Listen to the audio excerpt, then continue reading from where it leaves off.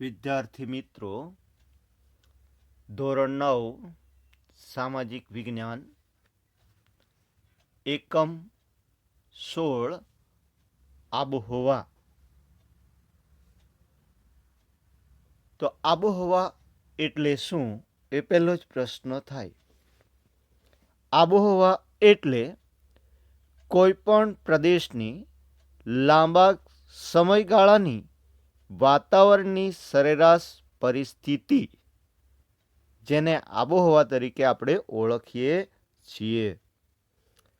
આબોહવાનો બીજો અર્થ થાય છે કે લાંબા સમયગાળો એટલે 40 થી 50 વર્ષના સમયગાળામાં દરમિયાન નોંધાયેલ વાતાવરણમાં તાપમાનનું પ્રમાણ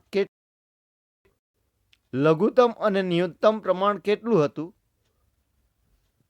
વાતાવરણમાં ભેજનું પ્રમાણ કેટલું હતું, તેમજ પવનની ગતિ કઈ તરફથી કઈ તરફ છે અને તેનું દબાણ અને ગતિનું પ્રમાણ કેટલું છે,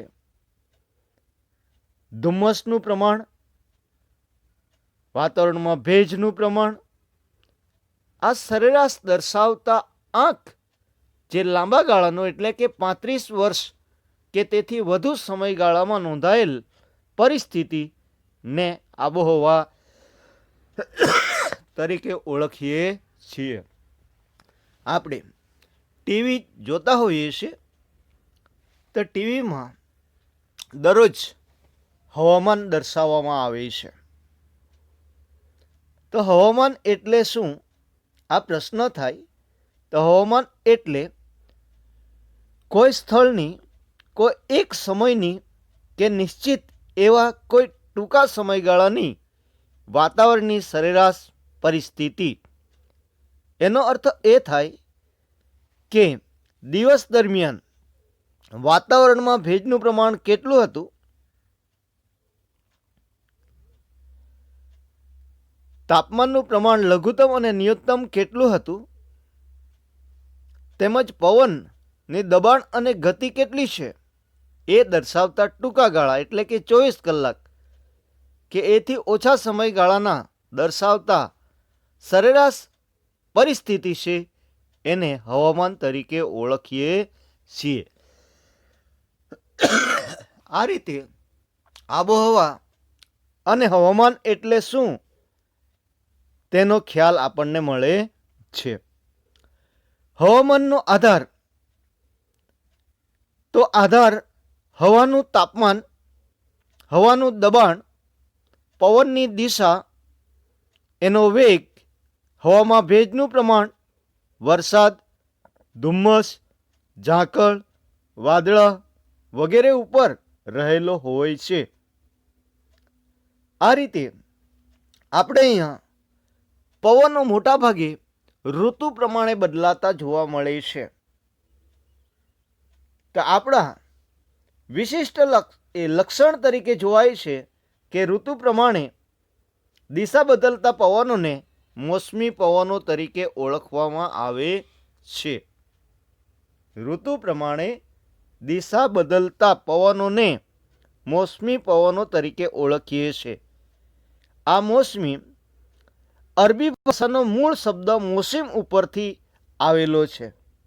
લગભગ એશિયા ખંડમાં ભારત, શ્રીલંકા, બાંગ્લાદેશ, પાકિસ્તાન, મ્યાનમાર વગેરે મોસમી આબોહવા અનુભવતા મુખ્ય દેશો તરીકે જોવા મળે છે. ભારતમાં આ ઋતુ પરિવર્તન કેમ થાય છે? ચોમાસું, પાછા ફરતા મોસમી પવનો, આ પરિવર્તન કેમ થાય છે? તેનું મુખ્ય કારણ આજે મુખ્ય કારણોમાં પૃથ્વીનું સૂર્યની ચારે બાજુ પરિક્રમણ ઉપરાંત પૃથ્વીની ધરીની નમનની પ્રક્રિયા જોવા મળે છે. પૃથ્વીની ધરી લગભગ 23.5 જેટલી નમેલી છે અને એના કારણે એ પૃથ્વી લગભગ 66.5 ખૂણો બનાવે છે. પૃથ્વીની ધરીની નમનને કારણે આપણે અહીંયા આ ઋતુઓ અનુભવાતી જોવા મળે છે. જે ભાગમાં સૂર્યપ્રકાશ વધુ હોય અને લાંબો સમય રહે છે ત્યાં આગળ ઉનાળો અનુભવાય છે. જ્યારે સૂર્યપ્રકાશ મેળવતા વિસ્તારો છે ત્યાં શિયાળો અનુભવાતો જોવા મળે છે. 22 ડિસેમ્બર સૂર્યના કિરણો મકરવૃત્ત પર લંબ હોય છે, એટલે કે મકરવૃત્ત પર સીધા પડે છે.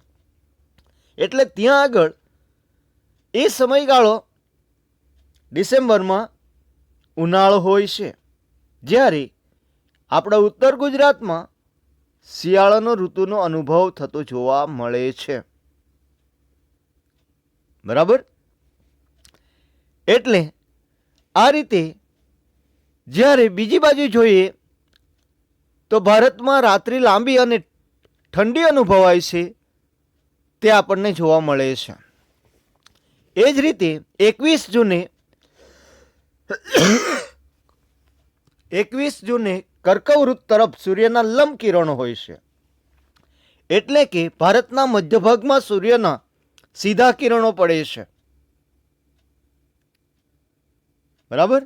કારણ કે ભારતના 23.30 અક્ષાંશ વૃત્ત જે કર્કવૃત્ત છે મધ્યભાગમાંથી પસાર થાય છે અને એના કારણે એ ભાગમાં સૂર્યના લંબ કિરણો એટલે સીધા કિરણો પડે, તેથી ત્યાં દિવસ લાંબો બને છે.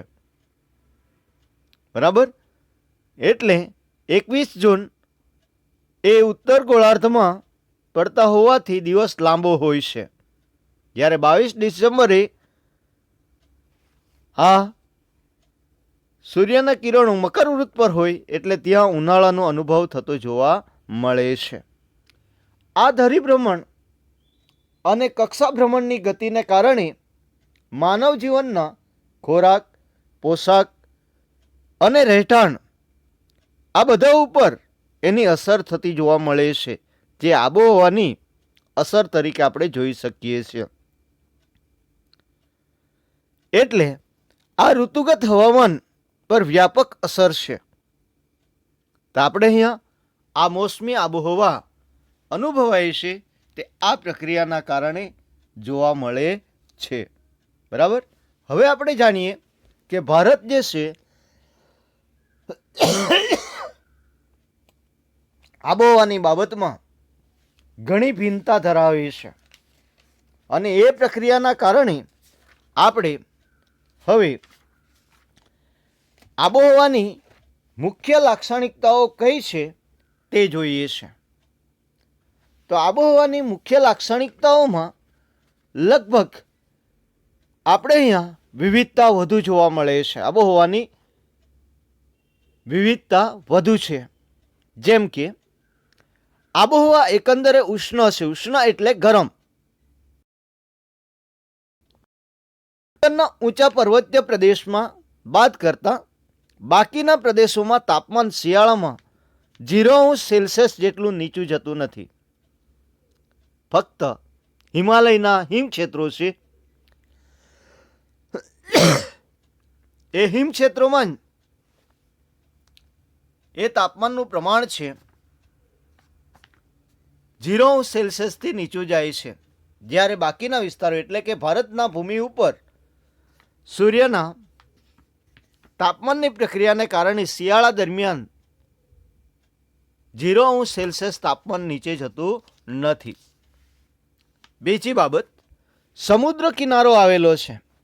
લગભગ 7,516 કિલોમીટર દરિયા કિનારો છે.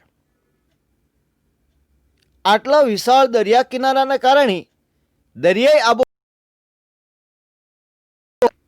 બરાબર એટલે સમુદ્ર કિનારે આબોહવા સાધારણ ગરમ, ભેજવાળી અને સમ હોય છે. જ્યારે સમુદ્રથી દૂર ખંડના અંદરના ભાગમાં આબોહવા વિષમ કે ખંડીય પ્રકારની જોવા મળે છે. એટલે શું? એટલે એનો અર્થ એ થાય કે તાપમાનમાં ગરમીના પ્રમાણમાં ગરમીનું પ્રમાણ ખૂબ વધુ હોય છે અને ઠંડીમાં ઠંડીનું પ્રમાણ વધુ જોવા મળે છે. મોટો આ જે તફાવત છે એ પ્રક્રિયાને એને વિષમ ઓળખાય છે. તો ખંડના અંદરના ભાગમાં છે આ પ્રદેશો, એટલે એને ખંડીય આબોહવા તરીકે ઓળખવામાં આવે છે. મોસમ પ્રમાણે પવનો એ આપણી આબોહવાની એક વિશિષ્ટ છે. મોસમ એટલે ઋતુ, અને ઋતુની દિશા બદલે છે. જેમ કે શિયાળામાં ઈશાન કોણીય મોસમી પવનો આવે છે, એટલે કે ઉત્તર અને પૂર્વ ની વચ્ચેનો જે ખૂણો છે એ ખૂણા તરફથી જમીન ભાગ તરફથી સમુદ્ર તરફ જાય છે. જ્યારે ઉનાળામાં મોટા ભાગે જે પવનો છે એ દક્ષિણ પશ્ચિમનો ખૂણો એટલે નૈઋત્ય ખૂણો છે. એ નૈઋત્ય ખૂણાથી એટલે કે સમુદ્રથી જમીન તરફ એ પવનો ફૂંકાતા જોવા મળે છે. આ પ્રમાણે મોસમ ઋતુ બદલાતા પવનો પોતાની દિશા બદલતી જોવા મળે છે. બરાબર? એટલે એ એક મુખ્ય બાબત જોવા મળે છે. આ ઉપરાંત વર્ષા ઋતુમાં વરસાદ પડે છે. બરાબર? શિયાળામાં તમિલનાડુમાં પૂર્વ ભાગમાં સિવાય ભારતના વિસ્તારો એકંદરે વરસાદ વગરના હોય છે. મતલબ તમને પૂછવામાં આવશે, પછી પણ પ્રશ્ન આવશે કે કોરોમંડલ કિનારે શિયાળામાં વરસાદ કેમ થાય છે? કોરોમંડલ કિનારે શિયાળામાં વરસાદ કેમ થાય છે? બરાબર? તો તેનું કારણ તમને દર્શાવે છે કે આપણે અહીંયા શિયાળામાં જે પવનો આવે છે એ પવનો જમીન તરફથી એટલે કે ઈશાન કોણીય મોસમી પવનો આવે છે. એ જમીન ઉપરથી આવતા હોવાથી ભેજનું પ્રમાણ હોતું નથી, એટલે વરસાદ આપતા નથી. પરંતુ જ્યારે એ પવનો બંગાળાની ખાડી ઉપરથી પસાર થઈ તમિલનાડુ કોરોમંડલ કિનારે પ્રવેશ કરે છે ત્યારે ત્યાં વરસાદ આપે છે. એના કારણે શિયાળામાં તમિલનાડુના કોરોમંડલ વરસાદ પડતો જોવા મળે છે. ચોથી બાબત, આબોહવા પ્રમાણે ભારતમાં વર્ષની 4 ઋતુઓ અનુભવાતી જોવા મળે. એક, શિયાળો, સમયગાળો ડિસેમ્બરથી ફેબ્રુઆરી. ઉનાળો, માર્ચથી મે. સપ્ટેમ્બર અને પાછા ફરતા મોસમી પવનોની ઋતુ ઓક્ટોબર અને નવેમ્બર. આ રીતે ભારતમાં અનુભવ થતો જોવા મળે છે. ભારતમાં સૌથી વધારે ઠંડી હિમાલયના પર્વતીય પ્રદેશ, ઉત્તર ભાગમાં સૌથી વધુ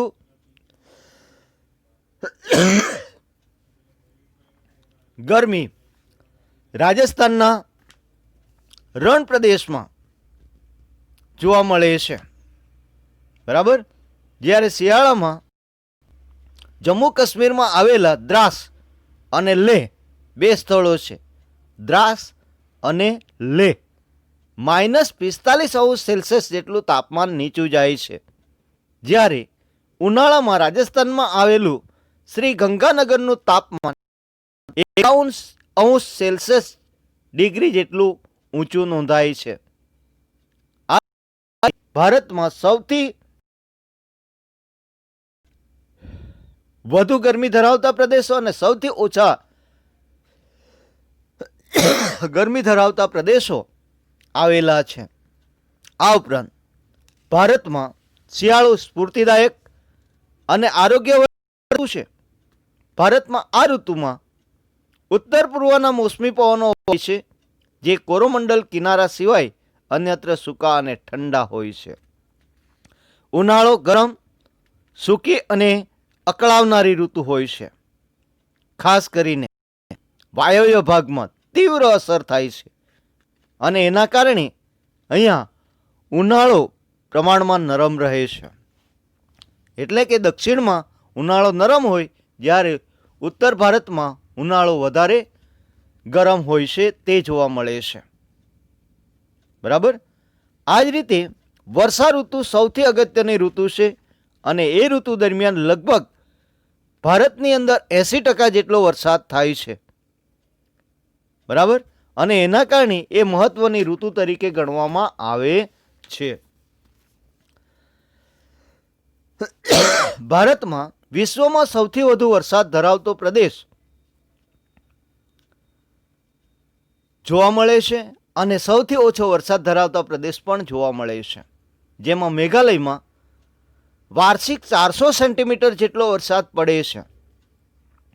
એટલે કે મેઘાલયમાં આવેલું એ મોસીનરમ અને ચેરાપુંજીમાં 1200 સેન્ટીમીટર જેટલો વરસાદ નોંધાયો છે, જ્યારે રાજસ્થાનના રણ પ્રદેશમાં વાર્ષિક માત્ર 10 થી 12 સેન્ટીમીટર જેટલો જ વરસાદ નોંધાયો છે, જ્યારે કોઈક વાર તો ત્યાં વરસાદનું ટીપું પણ પડતું નથી. આ રીતે વિશ્વમાં સૌથી વધુ વરસાદ ભારતમાં નોંધાયો છે તે પણ જોવા મળે છે. ભારતમાં મોટાભાગનો વરસાદ મોસમી પવનો દ્વારા મળતો હોવાથી વરસાદના પ્રમાણમાં અને સમય વિશે ઘણી અનિશ્ચિતતા અને ફેરફાર જોવા મળે છે. આ રીતે ભારતની આબોહવા પર અસર કરતા આ જે વિશિષ્ટ લક્ષણો છે એ કયા છે? તો આ વિશિષ્ટ લક્ષણો જોવા મળે છે. પરિવર્તન મતલબ ઋતુનું પરિવર્તન ઉનાળામાં, શિયાળામાં, ચોમાસામાં વરસાદ કેવો છે, કઈ પ્રમાણ છે એ દર્શાવતું પ્રમાણ છે તે આપણને જોવા મળે છે. હવે પ્રશ્ન છે આબોહવા પર અસર કરતા પરિબળો. તો આબોહવા પર અસર કરતા પરિબળોમાં મુખ્ય 5 પરિબળો છે. 1. અક્ષાંશ વૃત્તો. 2. સમુદ્રથી અંતર. 3. સમુદ્રથી ની સપાટીથી ઊંચાઈ. 4. વાતાવરણીય દબાણ અને પવનો.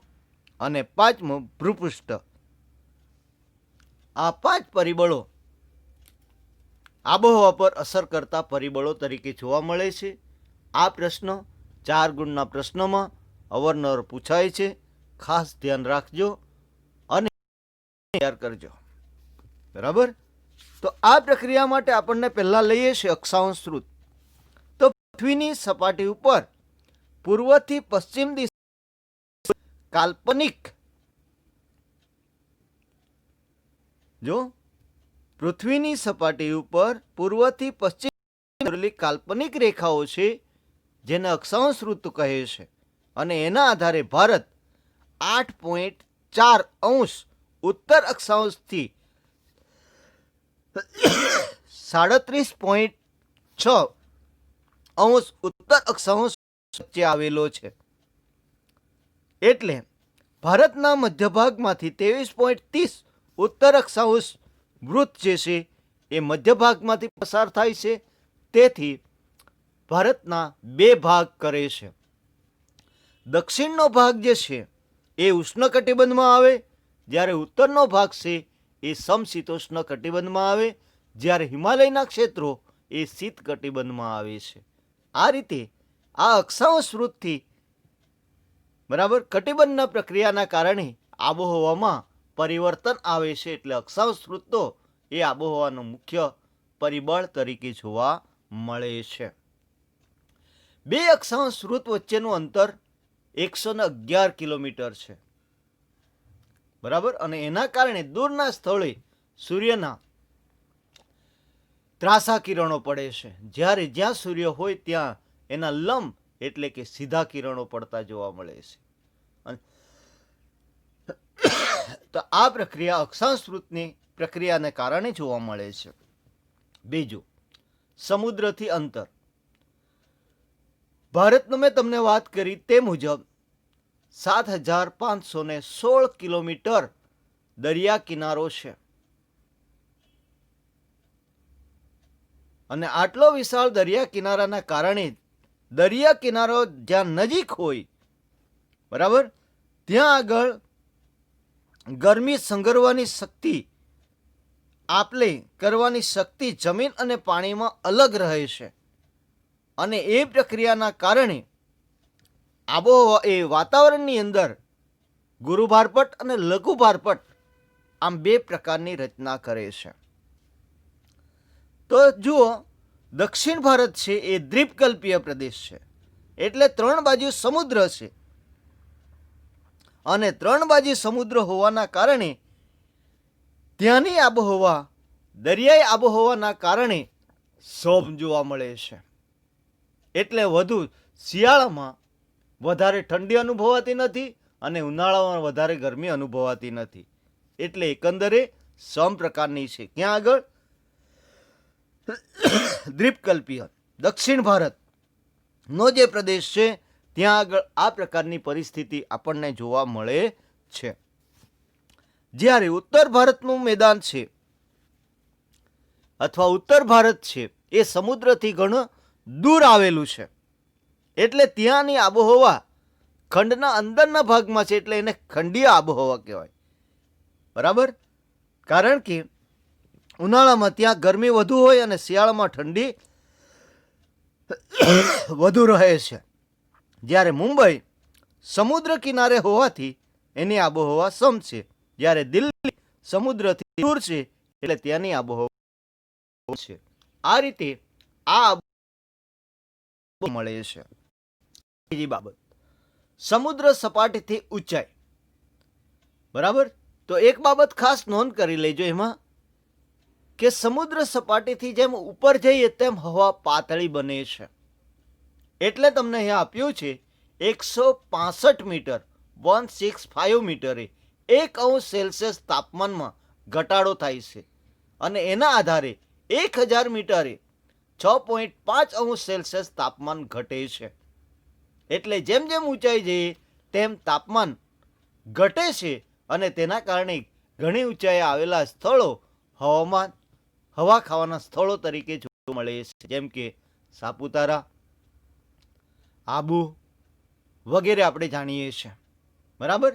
એટલે આ પ્રક્રિયાના કારણે ઊંચાઈ જેમ જેમ વધુ હોય તેમ ગરમીનું પ્રમાણ ઘટે છે.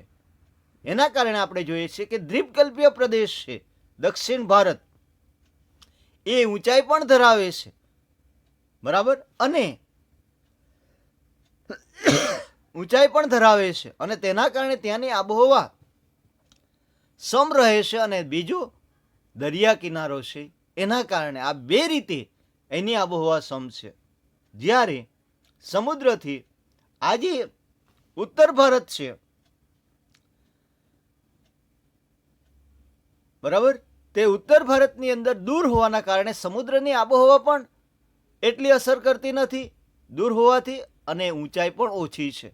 અને એના કારણે ત્યાંની આબોહવા વિષમ કે ખંડીય પ્રકારની જોવા મળે છે. બીજી બાબત, ભૂપૃષ્ઠની જેમ ઊંચાઈ વધારે તેમ વરસાદમાં પણ વધારો કરે. જેમ કે હિમાલય પર્વતીય ક્ષેત્ર છે તો ત્યાં વરસાદ વધુ પડતો જોવા મળે છે. બરાબર? અને ભેજવાળા હવા ઊંચે ચડે તેમ ઠંડી બને છે અને તેથી ત્યાં આપે છે. આમ ઊંચાઈ વધતી જાય તેમ વરસાદનું પ્રમાણ વધતું જતું જોવા મળે છે. તો એનું કારણ પણ જોઈ શકાય છે. અને ત્યાર પછી ચોથી બાબત, વાતાવરણીય દબાણ અને પવનો.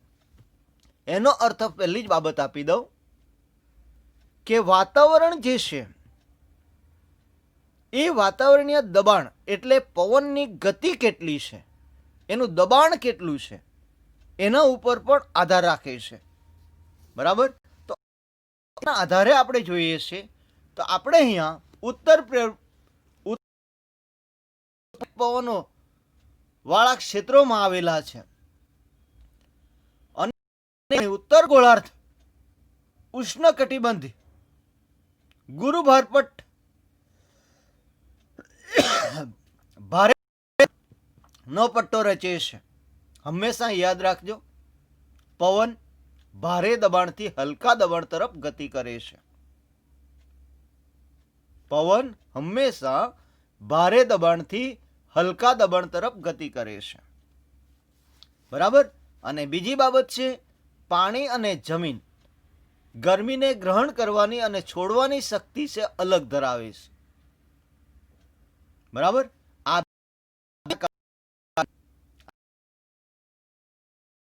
છે એ આબોહવામાં પરિવર્તન આવતું જોવા મળે છે. તો ભારે દબાણના પટ્ટાઓ જ્યાં સર્જાય છે ત્યાં થોડા મરડાઈ વિષુવવૃત્ત તરફ આવે છે. આ પવનો વેપાર માટે પ્રાચીન સમયમાં ઉપયોગી બનતા હોવાથી અને વેપારી પવનો આવતા. બરાબર. આ પવનો ભૂભાગથી ઉત્પન્ન થઈને હોવાથી સામાન્ય પ્રમાણે ભેજનું પ્રમાણ ઓછું હોય છે. પરંતુ હિન્દ મહાસાગર પર આવેલા છે. અહીંયા અરબ સાગર ઉપરથી, પૂર્વની બંગાળની ખાડી ઉપરથી આ વિશાળ જળરાશિના લીધે ભેજવાળા બને છે અને ભારતમાં વરસાદ આપતા જોવા મળે છે. મતલબ કે શિયાળામાં જમીન તરફથી પવનો આવે એટલે સૂકા હોય ત્યારે વરસાદ આપતા નથી, ઉનાળામાં પણ વરસાદ આપતા નથી. પરંતુ ઉનાળાના સમય આ પવનોમાં ભેજ છે એ ભેજનું પ્રમાણ હોય છે અને એમાં અરબ સાગર અને બંગાળાની ખાડી આ બે પ્રક્રિયા ઉપરથી પસાર થાય. તો અરબ સાગર પરથી આવે ત્યારે ગુજરાતમાં વરસાદ આપે, મહારાષ્ટ્રમાં વરસાદ આપે. બરાબર. જ્યારે બંગાળાની ખાડી ઉપરથી જાય તો પૂર્વ ભારતમાં વરસાદ આપતા જોવા મળે છે. શિયાળામાં હિમાલયની ઉત્તરમાં ભારે દબાણ હોય છે એટલે જમીન ભાગ ઉપર એક ક્ષેત્રમાં ઠંડા અને સૂકા પવનો દક્ષિણના હળવા દબાણવાળા સમુદ્રની વિસ્તારો તરફ વાય છે એટલે કે હિમાલયથી તરફ જાય છે, વાયવ્ય ભાગ તરફથી નૈઋત્ય ભાગ તરફ જાય છે. સ્પષ્ટ બાબત આપે છે. બરાબર. એ જમીન ઉપરથી આવે એટલે તેમાં ભેજ હોય નહીં. બીજું એ કે ઠંડા વિસ્તારો પરથી આવે એટલે એ પવનો જે જે ભાગમાં જાય ત્યાં ઠંડી અનુભવાતી હોય છે. તો તે જોવા મળે છે. બરાબર. જ્યારે ઉનાળામાં મધ્ય એશિયા અને ભારતના ભૂમિભાગમાં ઊંચા તાપમાનને કારણે હવાનું હલકું દબાણ હોય છે. ત્યારે ઉનાળામાં જ્યારે સમુદ્ર ભાગ ઉપર એટલે કે હિન્દ મહાસાગર ઉપર ભારે દબાણ હોય એટલે ઉનાળામાં સમુદ્રથી જમીન તરફ પવન આવે તો તે આપણને જોવા મળે છે. બરાબર. આ રીતે આ પવનો છે દક્ષિણ પશ્ચિમ મોસમી પવનો છે, ભેજવાળા હોવાથી વરસાદ લાવતા જોવા મળે છે. ભારતના વિસ્તારથી દૂર આવેલા પ્રદેશો જે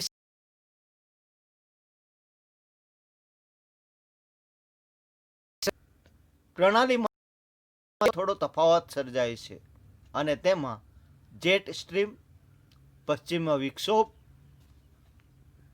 જેને આપણે વેસ્ટર્ન ડિસ્ટર્બન્સ, અલ નીનો, આઈટીસી ઝોન જેવી ઘટનાઓ ઘણી અસરો કરે છે. આ રીતે એકંદરે ભારતની મોસમી આબોહવાની લાક્ષણિકતાઓ જોવા મળે છે. ભૂપૃષ્ઠ. ભૂપૃષ્ઠની પ્રક્રિયા જે છે તે પણ આપણને જોવા મળે છે.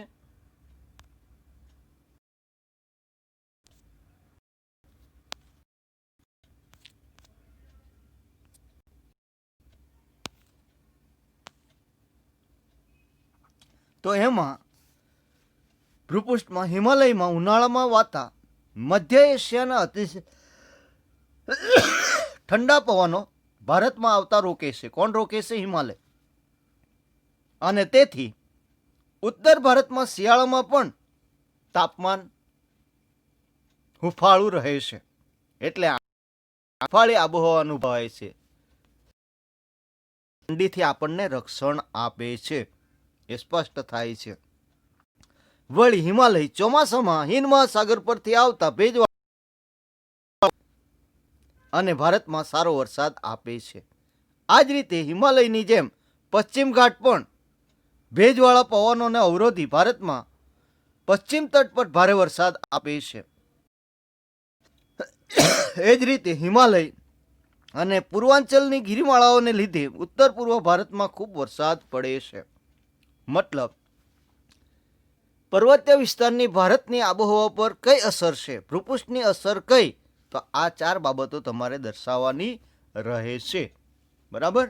તો આટલી પ્રક્રિયા આ પહેલા ભાગમાં આપણે લઈએ છે.